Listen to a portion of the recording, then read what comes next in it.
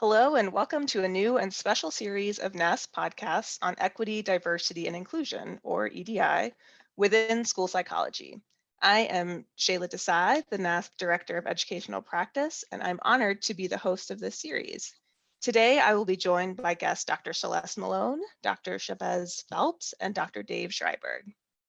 For this first episode, we'll be providing an introduction and overview of the series and discussing the integration of EDI work in different career stages. We will also discuss the recently released NASP Antiracism Resolution with the writing team co-chairs, Dave and Chavez. With that, I'd like to welcome Dr. Celeste Malone. I'd love for you to say a little bit about your role and also if you can go into how this series originated. Hi, and it's a pleasure to speak with you, Shayla. I'm Celeste Malone. I'm a member of the NASP Board of Directors as the Strategic Liaison for Professional Information Services and the Board Lead for the Social Justice Goal Team. I'm also currently chairing the NASP Equity, Diversity, and Inclusion, EDI, Implementation Task Force. The idea for the podcast really originated from the EDI town hall that this task force held back in February during the convention in Baltimore. The attendees had a great desire for more events like that, where they could really sit down and talk about EDI issues within the profession of school psychology and within NASP itself, because they felt that there was never any type of forum to do so. We saw more desire for those type of events when NASP held the anti-racism town hall during the summer of 2020, did that virtually in response to our nation's reckoning with issues around structural racism in response to the murder of George Floyd and countless other Black people. We had record-breaking attendance and registration for that town hall. And that was also followed by high levels of participation in a graduate student survey asking about their needs to help their programs deal with issues around anti-racism and promote that. So based on all of this interest, we wanted to have an ongoing way to discuss these issues. And we didn't get to address all of the questions that were submitted in advance for the anti-racism town hall. Even for the questions that we did address, we could have easily spent an hour or more, had a whole town hall dedicated to each one of those topics. So consistent, kind of like an offshoot of the earlier podcast special series that NASP did in, I think, 2016, 2017 with the Social Justice Task Force, we discussed doing something similar as a way to bring these EDI topics to school psychology, really with a lens of looking in the profession itself, as opposed to solely looking outward on diversity issues in pre-K through 12 settings. Thanks, Celeste. Could you talk a little bit about what we'll try to cover in this series? I know we won't be able to get to everything, but we've talked about how this might be the first season of several. So what will we focus on in the upcoming episodes? Fingers crossed it's the first season of several, because I think that there's so much that we could potentially address. Our starting point for this season were the leftover questions from the anti-racism town hall, the ones that we didn't get to. And we wanted to make sure that we covered a broad range of topics with EDI as related to school psychology, graduate education and training, professional issues, as well as professional practice. Within graduate education and training, we'll have topics related to racial climate and school psychology programs, engaging in best practices for multicultural and social justice training. How can we improve and help school psychology faculty be better prepared to address these issues within their coursework and navigating with students, increasing their cultural responsiveness, as well as supporting international students. Within professional issues, there's a great deal of interest in diversifying our school psychology leadership pipeline that came up during the EDI town hall, the anti-racism town hall, and the themes from the graduate student needs assessment. And navigating the profession as a member of a minoritized group, how do you deal with microaggressions that may occur within professional settings, workplace, and in the university? And with regards to professional practice, some of the issues that we hope to address this season are talking about the root causes of disproportionality. So a deeper dive into the role of implicit bias, racism, and other systems of oppression and how they manifest in inequity in school-based outcomes, as well as promoting anti-racism practice in early childhood settings. We're not limited to those. I'm hoping that members chime in whether via email or on NASP social media about other topics that they would like us to address. Thanks, Celeste. And that's a lot that is going to be covered. I'm wondering, as the chair of the EDI task force, how you're hoping that this content can kind of push school psychology forward. I think it allows us to hold a mirror to ourselves. Issues around diversity, multiculturalism, and social justice haven't been as much in the forefront of school psychology as they have been in comparison to related professions. And I think about social work, counseling, and counseling psychology. They've been talking about diversity, multicultural, and social justice issues for years. NASP has made significant strides in that domain, but from my experience and then doing the work of the EDI task force as well, when we talk about issues of diversity in school psychology, we talk about what we need to do in order to serve the pre-K through 12 students, that school psychologists need to be aware and practice from a culturally responsive and socially just lens because of these inequitable school systems. But there's very little reflection, insight, or discussion about how this applies to the field also. So it's always been about what others need to do as opposed to what we need to do as a profession, and how the lack of diversity has impeded our progress in this area. For example, we often talk about the lack of racial and ethnic diversity within school psychologists. It's been a long-standing issue. Even though we've had our first position statement on that topic in the 80s, we've had very little growth. And then when we look at the research or any publications talking about the lack of racial ethnic diversity and what we need to do for recruitment, it's still very externally focused. Oh, people aren't applying to school psychology programs. People of color don't want to be school psychologists, but without any type of thought or reflection, is there things within our field that are off-putting to individuals of minoritized groups that lead them to go to other fields outside of school psychology?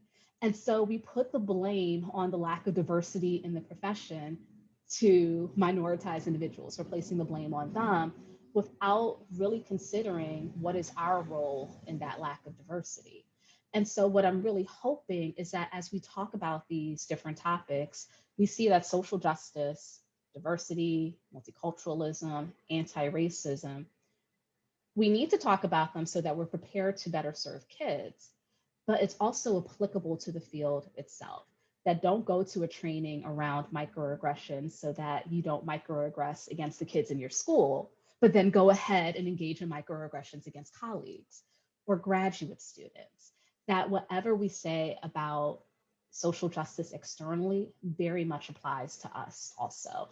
And so I hope that this podcast series will shed some more light on it, and then also get us thinking about what we could do differently as a profession in applying these social justice tenets to our own work.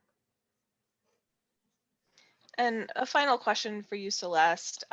We're wanting this EDI podcast series to focus on equity and diversity in the broadest sense, so various aspects of diversity, not just race. But can you talk a little bit about how racism underlies all inequitable systems and why that we kind of start there? Sure. I think it's an important starting point because racism has been embedded in the fabric of this country since its founding, and it undergirds every system of oppression that exists. And so, yes, we recognize that racism is not the only oppressive force that's enacting within our field, but we can't talk about oppression in this country without considering the role of racism, and in particular, the role of anti-Black racism. When we look at the role of race in predicting outcomes, we see it with regards to infant mortality rates, maternal mortality rates, educational attainment, lifelong earning, health outcomes, as well as life expectancy, all of which could be predicted based on race. But the reason why we could predict all of these different outcomes is because racism has permeated every aspect of American society. And we see it very much so within our educational systems.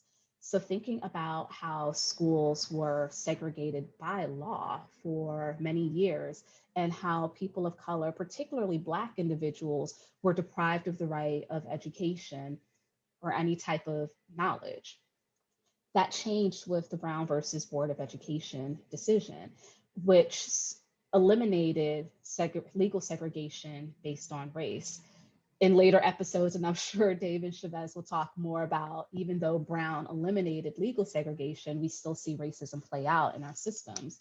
But nonetheless, it set the tone that you can't discriminate based on individuals' identity. And that was a court decision based on race, and it laid the framework and the foundation for us to make progress on addressing other areas of oppression. So Brown versus Board of Education, that case law and decision led to the Individuals with Disabilities Education Act. It also influenced the Americans with Disabilities Act. It's laid the foundation for gay rights as well as transgender rights and equality. So when we get race right, because it is so prevalent and pervasive in our society, racism rather, is so prevalent and pervasive in our society, when we get that right and make efforts to dismantle racist structures, it does lead to us tearing down the walls of other systems of oppression. And so it's an important foundation for us as a profession to address and to recognize that. Also, when we look at other oppressive systems, such as ableism, such as sexism, such as heterosexism, a lot of discussion around those tend to be, or rather, they tend to eliminate people of color. And so by understanding racism, it also allows us to look at other oppressive systems from an intersectional lens. Because even when we think about individuals with disabilities, they have poor outcomes in many areas compared to non-disabled individuals. But when you add the layer of race onto that, racially ethnic minoritized individuals who are also disabled have worse outcomes than white disabled individuals. And so race should always be a part of our conversation whenever we're looking at any systems of oppression. And that will help us, I think, progress as a field, lay the foundation for us to tackle other areas within social justice and the equity framework. Thanks, Celeste. That makes a lot of sense. Really appreciate you sharing your thoughts and your knowledge with us. I'm going to shift now to Dr. Dave Shriberg and Dr. Chavez Phelps. If you could both just briefly introduce yourself and share a bit about your roles before I go into a few questions. We can start with Dave.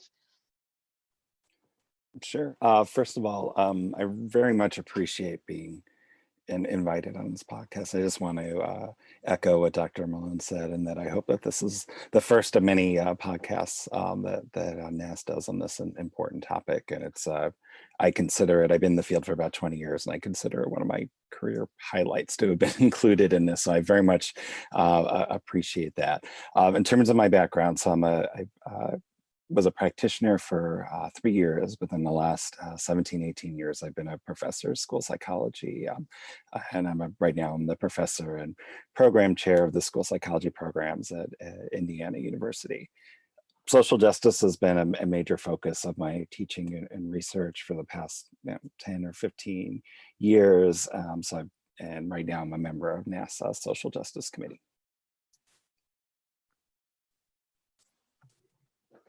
Well, hello, thank you for having me as well. I'm so honored and humbled that you would invite me to be a part of this.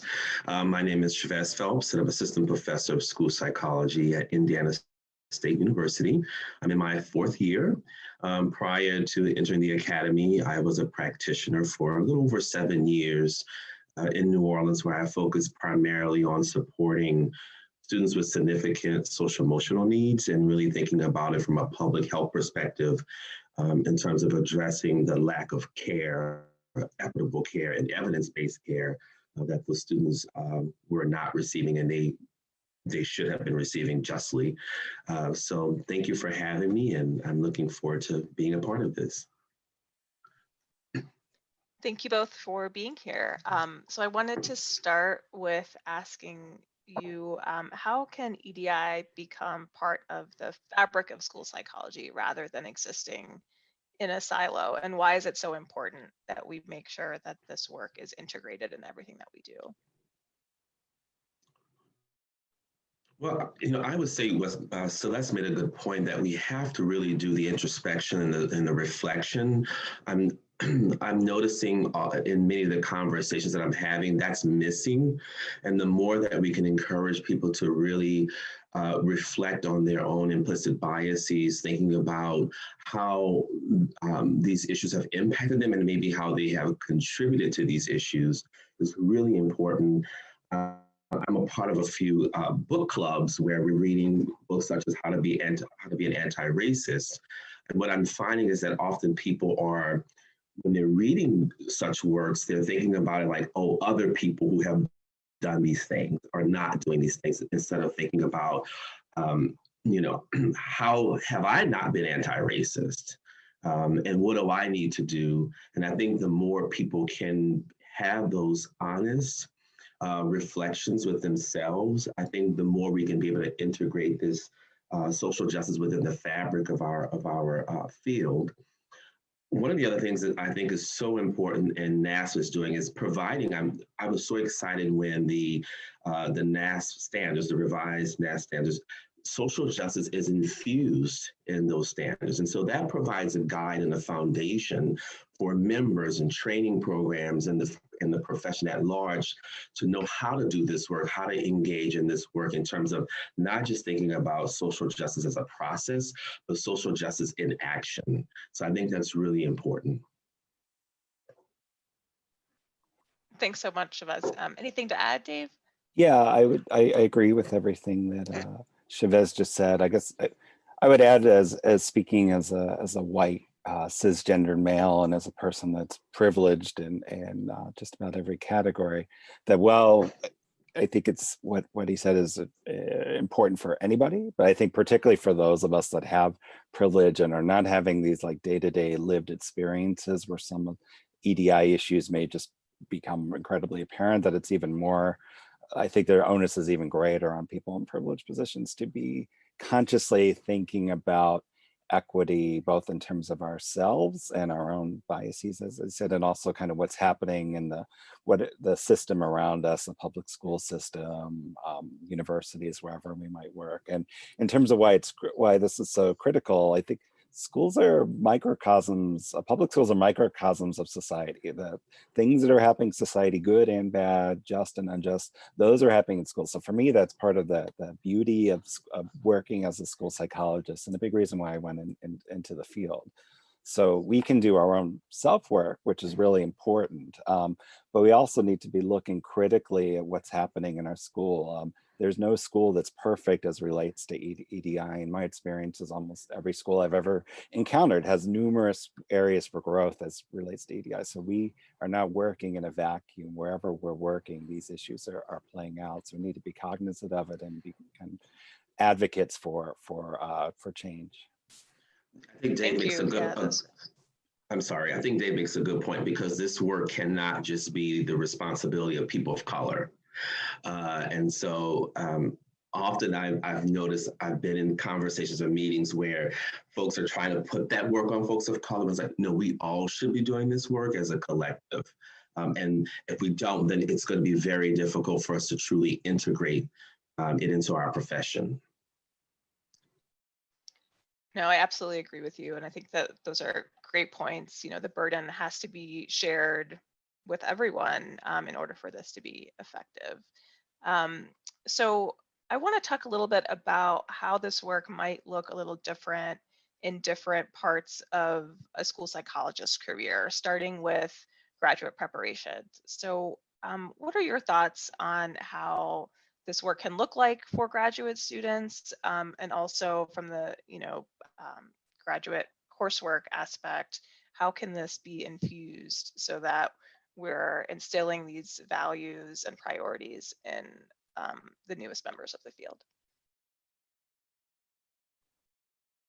So I'd like to answer this from a couple perspectives. One is from a student perspective, and then I think you're also asking about, like, as a professor or as people that are creating the graduate climate, what that's like. So from a student perspective, whether you're entering graduate school and school psychology as a 22-year-old right out of undergraduate, or someone who's been in another career for a period of time and shifting into school psychology, graduate school is when you're being socialized into school psychology and what the profession is all about.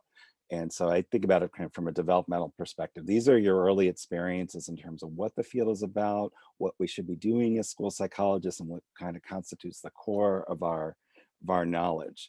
So for you as a student, I think it's really important to be asking questions, developing self-awareness, as Chavez spoke to before, and being really critical consumers of the program you're in. If you're applying to graduate school, looking critically at those programs and what they're saying, what they're not saying, whether the commitment to equity is just something they put on their website and doesn't seem to have more substance, or whether it's a program that's really substantively thinking about equity and diversity issues.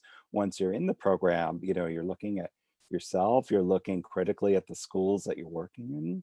Depending on the program you're in, you may be in a climate where you can speak up. Other programs that may be a little harder, but be aware of kind of what's happening to you, and not letting yourself be socialized into a world where EDI issues just are part of the conversation, because frankly, in some graduate programs, my sense is that could easily happen.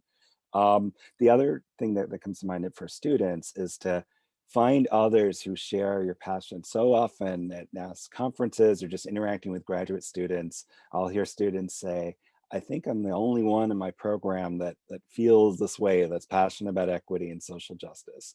That may or may not be true of your program. I think increasingly that's less and less true of any individual program, but there's a national network of graduate students, of faculty, of practitioners that really do care about EDI. And I think finding your community, hopefully within your program, but then nationally through the NASP community areas, through social media, through your state organization. I just think for students, it's just vital to have others that are kind of on this journey with you. From the perspective of training, and I'll turn over to Chavez in just a second, I do think it's really important for faculty to be very cognizant of what they're doing. If they're doing the same program that they were running 20 years ago, they're not very unlikely to be talking about EDI issues. And I think, like in any other world, like, it's very easy to fall into ruts in academia. The academic space doesn't usually be all that inviting. It's very likely a very white space. So I think you need to be very cognizant, not just of like the one equity course that you might have, but thinking about your program culture as a whole. And what messages are we sending to students? How are our courses talking about equity? Is there sort of a coherent vision, as Chavez mentioned? Are we putting all of this on one faculty, typically a faculty of color, to kind of cover everything, or is it truly integrated across your program? I think trained programs for the most part are just starting to think that way. There's some exceptions, of course, but I think in general, that a lot of programs, my sense is, like, to the extent they're thinking about it, it's put on one person, typically a person of color, and that's what we need to change. Well, I would add, in terms of from a student perspective, I think joining some of the social justice interest groups or the advocacy interest groups that NASP offers, where you can have a sense of community and you can learn from others and really have deep conversations about these issues around social justice. I think it's really important. Finding those groups on your college campus that might be addressing social justice issues or issues around diversity or multiculturalism, I think is really important. And from a faculty or a program perspective, I think it's really important that faculty make sure that it's a part of their mission. Like when someone goes to your website, they can see that social justice is a part of your mission. So anyone who's interested in your program, whether it be a student or a prospective, a new faculty member, someone who's applying to become a part of your faculty, they need to see that. They need to know that is important to you. One of the things I've also noticed, and I keep going back to this, is that also faculty need to really engage in deep self-reflection. develop cultural humility. I think that's really, really important to think about. How are we treating our students of color? Are we being fair and just? How do we talk about our students of color compared to our other students? Thinking about our admissions process or requirements, right? I don't think we should have GRE as a requirement for students to get into a doctoral program or a specialist program. The reality is that GREs, they tell us, scores tell us nothing about how well a student will do in a program. And we know in terms of students of color may not perform as well on these sort of standardized tests. So when we have that as a requirement, then we're creating barriers for students of color to be able to enter the profession. I think that's really important. I definitely agree there should be some foundational courses in social justice and diversity and equity issues, but it should be integrated throughout the program, throughout the courses. It should be integrated in the field-based experiences that we provide for our students. You know, many of our students at Indiana State University, they're no longer staying near the institution. They want to be in major cities. So we need to prepare them to be able to work in such cities so that they can do their work. We should be creating social justice agents who are going out there who are going to promote equitable practices and services for students and families. Thank you both. Yeah, those are really great points. I want to ask now about what this work can look like for practitioners in the field. So as students get out there, and even for seasoned practitioners, what do you think are maybe good places to start with EDI work? And yeah, just any thoughts on that?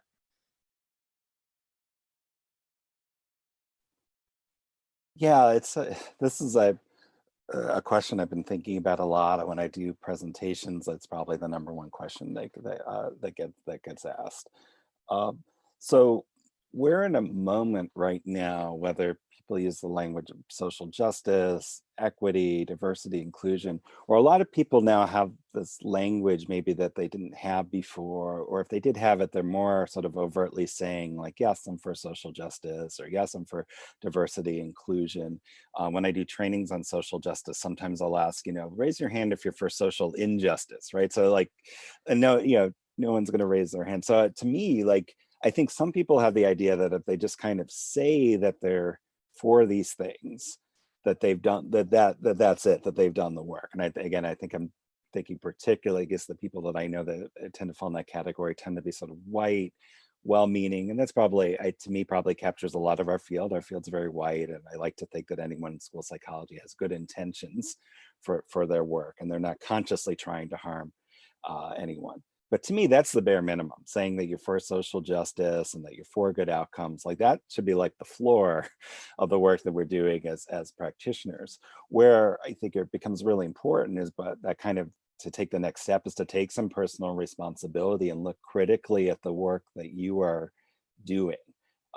School psychology is a beautiful profession in the sense that like you don't enter school psychology unless you have a desire to help others, right? I mean, we're in the middle of our admissions process. And so I've read all kinds of essays for people applying to school psychology graduate programs of all backgrounds. They all want to be helpful. And for me, one of the biggest learnings for me, again, as a person of privilege, is that I think I once thought that if I wasn't consciously harming somebody else, which I never, of course, tried to do, that therefore I was a part of the solution. That's not enough. Like I would hope that no school psychologist is trying to consciously harm anyone.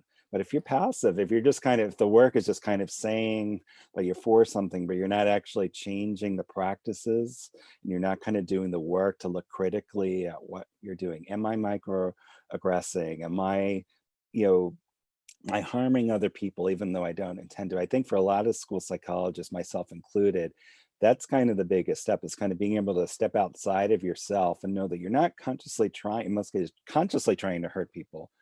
But you might be, either by your actions or inactions, And if you're not working on some level to get at the injustices happening in your schools, whether we're talking about disproportionality in school discipline, abuses, special education systems, positive behavior sports, any area that we work in, we're going to find that power is being abused and people are being harmed. So if we're not speaking out and using whatever power and resources we have at our disposal in our work to address those kind of root causes, we're falling well short of our ability as school psychologists to bring about change. So I think that kind of initial awareness is important. It's also really important that we don't stop there and we think about how do we translate that. And then how that happens, I think, is very specific to where you work, because different schools will have different realities, but just kind of being cognizant of, like, the status quo is unjust. I don't want to be a cog in that status quo. And that's going to involve looking beyond the surface of what's happening, including what I'm doing, and at least being open to the idea that even though I'm not consciously trying to harm people, my actions or inactions may be harming others, and I need to be accountable for that, as well as, of course, working to hold other people to account for things that they're doing, and then working collaboratively and using our database decision-making skills, our collaboration skills, to move from an unjust situation to more a just outcome. I agree with everything Dave has said, but in addition to that, I really believe that practitioners should be looking at their work from an ecological perspective, right? And thinking about the various systems in which children operate within, understanding how policies and procedures for schools and school districts can impact students and families and the work that they do. We have an ethical responsibility to promote evidence-based services and supports for students. So we should be advocating for MTSS, like multi-tier systems of supports, and making sure that schools are implementing such a framework, a system based on the evidence. I'll give you an example. When I was a practitioner, many of the schools were working really hard to implement MTSS, but if the student has a reading comprehension problem, but you're constantly only providing a basic reading intervention for students, that's not socially just. And so that's something that, we have to speak out when we see such issues to make sure that students are getting the supports and the services that they really need. I think it's important also as a practitioner to get involved with your state association, where you're able to promote and advocate for statewide policies and regulations that actually are good for students, good for families, and also, speak out when there are legislation being proposed that might not be in the best interest for children and for families. So I think that's really important. As you can see, I'm sort of an advocacy person, so that's sort of my approach to think about the policies and the laws and those procedures that can truly impact students and making sure that we're advocating for those policies and laws that are good for all students, that create not just equality, but equity for them. That's a really great point, that there's work to be done at the individual level, at the school level, at the state level, at the federal level, and that all has to work together to ensure that we have equitable systems. Thank you. Mm-hmm. So I also wanted to spend some time talking about the recent anti-racism resolution that the two of you chaired.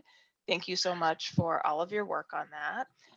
Could you just take a few minutes and give some highlights of the resolution as a starting point? Well, I think first I want to thank the team that we worked with. We had a great team that helped us to develop this resolution. It truly was a collective effort, and I think that is a testament to what this work should look like. Social justice work should be a collective effort. I think we really wanted to make sure that the resolution made it highlighted an urgency for this work. And so we wanted to make sure that people, when they read this document, that we we saw that this is work that truly needs to be happening now. One of the things we wanted to do was acknowledge that while NASP has done some great things over the years in terms of equity and diversity, but that we do have a history that we had to own. And that's a part of sort of organizational sort of reflection, right? That we haven't always gotten it right. And that we needed to acknowledge that. We wanted to make sure also that the resolution sort of hit certain areas. So thinking about what individual school psychologists could do, what we could do as a profession, what can happen in terms of policies and legislation, and then also thinking about what training programs can do to promote anti-racism action.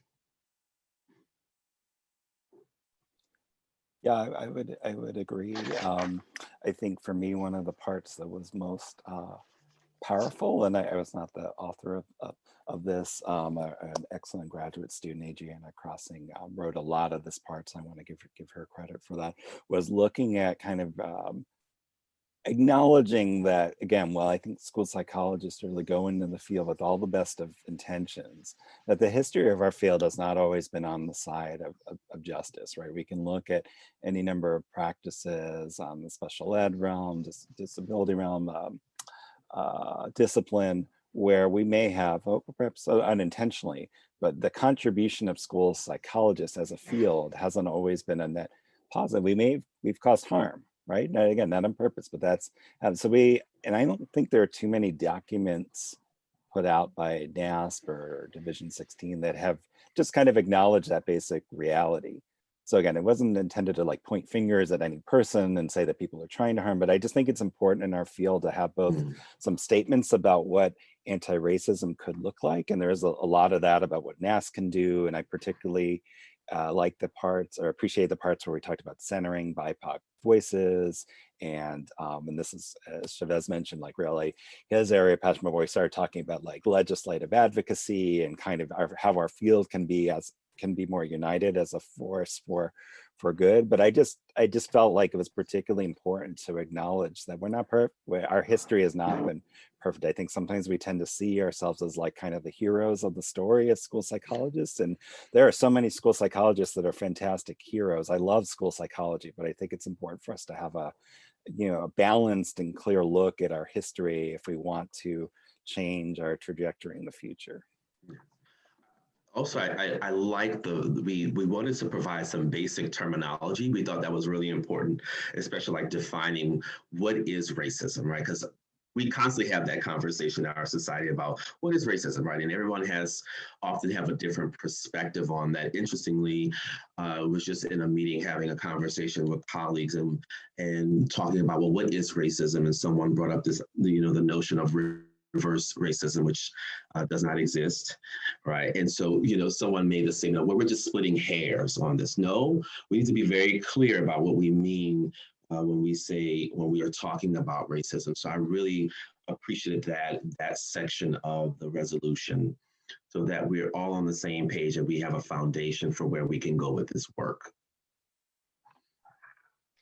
Thank you both. And you've talked about this a little bit, but I'm curious what you both see as some of the biggest challenges in our field when it comes to being anti-racist. So I think there's several. We've hinted at kind of Dr. Malone talked a bit about the lack of diversity in our field. So just because you're a white female or white, which is the majority of our field, doesn't mean that you can't be strong in equity, diversity, inclusion. But it does mean that you're less likely to have life experiences that will highlight quite clearly and vividly the inequities that exist in our society in a day-to-day way. So I think just kind of the lack of diversity, and then within that, the lack of influence of our BIPOC leaders, which it's my sense is that's really changing in the last few years. But if we talk about it kind of more from a historical lens and kind of where we are as a field, we have not done a good job at all of recruiting, supporting, mentoring for diversity. And then of those in the fields, we have not elevated the voice of BIPOC scholars. The other thing that I think another thing that I would highlight As I said before, I think school psychologists, myself certainly included, we tend to think of ourselves as the good people, kind of like the heroes in the story, because that's why we go into the field. No one goes into school psychology to do harm.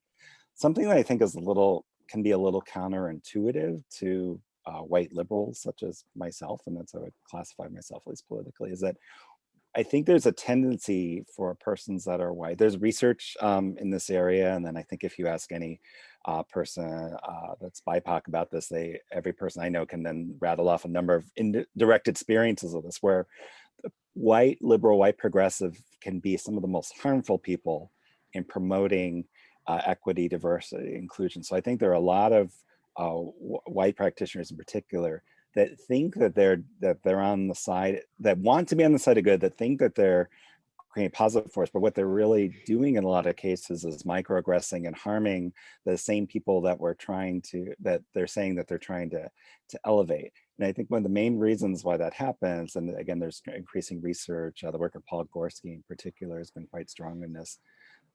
If it becomes about making yourself feel better, it does feel good, or at least for myself as a white person, it feels good to feel like, okay, I'm on the right side of this. And I'd be lying if I said I don't get some personal gratification out of feeling like, okay, my work related to this is something that I can feel good about. But that's not the reason to do it. And I think there's a lot of people that there's a certain element of wanting, whether it's performative or wanting to kind of show on the side, but then in the process, making it all about yourself and your feelings and getting into groups and trying to dominate discussions with your BIPOC colleagues about what should happen. So I think to come back to what Chavez mentioned about cultural humility, I just think that there's a lack of that collectively that I see, including amongst people. So I think overt attentions is to be helpful. So I think we need to be careful that in our enthusiasm for promoting social justice, that we're not making it as persons in privileged categories, we're not making it about themselves and feeling better, but we're truly centering the experience first and foremost of kids, and then within the profession of those that have been marginalized as professors. And frankly, and it means if you have ideas, share them, but for the most part, shut up, listen, don't be, if you're in the privileged category, you're probably not the person that's in the best position to advocate for how power and privilege can be changed.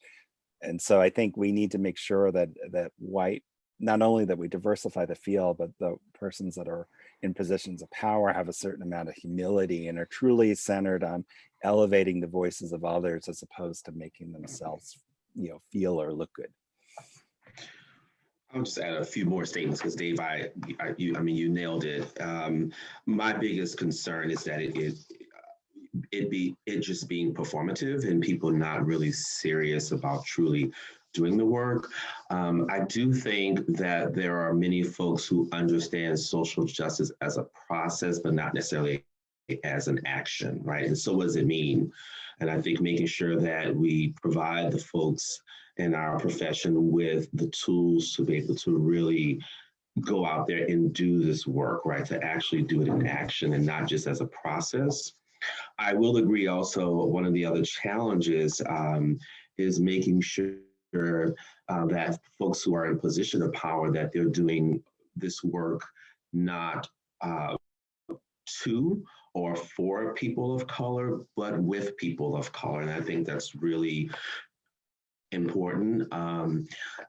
Over the summer, lots of organizations and institutions worked really hard and rushed. We need to respond to what's happening not only in our larger society, broader society, but also what's happening at our own institutions. And I think there was a rush for those who were in positions of power to just do something without necessarily working with people of color to make sure that it actually addressed the needs that needed attention. So.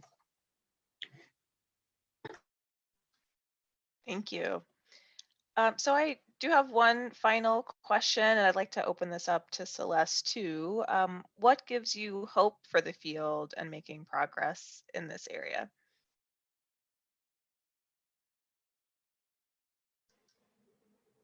I'll take their silence as the invitation to respond first. But I think about graduate students as well as early career school psychologists. the demographics of our graduate students, there's far more racial and ethnic diversity within that group. So there's about 29% racial ethnic minoritized school psychology graduate students based on our graduate program data. And then when we compare that to NASP data, it comes into about 12 or 13%. So our field is becoming more racially ethnically diverse, though the change is slow going, but I think it's ramping up.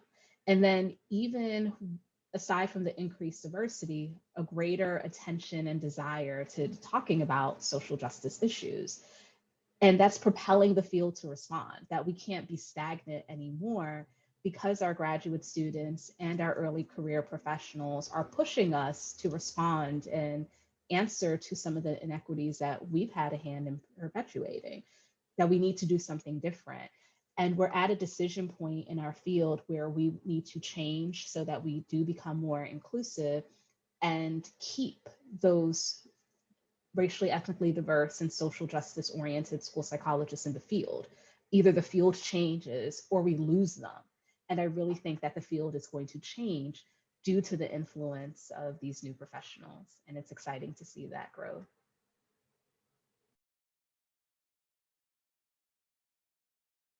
Yeah, I would agree. Sorry, would you like to? Okay, You're sorry. Yeah, I would agree. I think the students and the younger professionals, not that people that are older don't have important things to contribute. I do get the sense that a lot of people that have been in the field for a while are looking at what they're doing with different eyes, at least within academia and professors. Like I'm part of a work group of white faculty that are trying to be more cognizant about anti-racism, and I couldn't even imagine something like that happening even like 2 years ago. So I do think that there is growth amongst people that have been in the field for a while in terms of thinking about this, but by far I think that the thing that gives me the most hope is the people entering our field, both just the increased diversity and also just kind of the mindset. I think so much about this work, I think, is as much about having a mindset as a skill set. And for example, 15 years ago, I can remember teaching classes and like the concept of like LGBTQ marriage was controversial, right? And now it just like it isn't. Like I think our students, I mean, not all the students I have, like it's sort of like there's more of a mindset for them. And like, well, why would people that are LGBTQ not be allowed to marry? Like it's just not even like a point of like debate anymore. And it's happened in a relatively short period of time. And so I've just kind of seen our students' kind of attitudes really changing over time. And I think that increasingly students are pushing their professors and new professionals are pushing their schools to think in different ways. And I think that's where the change is really going to come. Again, we don't want to be on the side of harming other people. And I think that there is kind of an increased recognition that that's been happening across the board, but what gives me the most hope is just the next generation and the newest professionals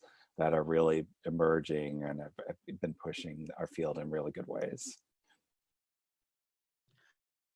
I agree with both Celeste and Dave. I'm noticing in my classes now, students are asking certain questions because they want to know, they want to do better.